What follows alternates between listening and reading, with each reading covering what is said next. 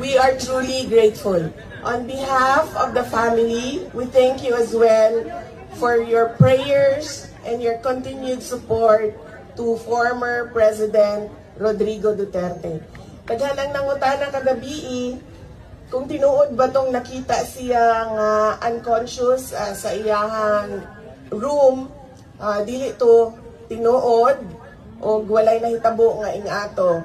In fact, sa pagtawag, natulog siya ato nga panahona and gitawagan siya sa abogado o pangutana siya kung tinuod ba nga nakitaan ka nga unconscious sa imong kwarto, siya wala.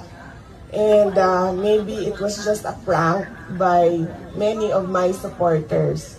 So, dili to tinuod. And we hope to hear good news for the public hearing on his on the appeal for his interim release on November 28. But if not, we will continue to, the family will continue to support him in his stay in The Hague, in the Netherlands, and of course, continue to work with the defense team with regard to his legal case. So, daghan salamat kaninyong tanan.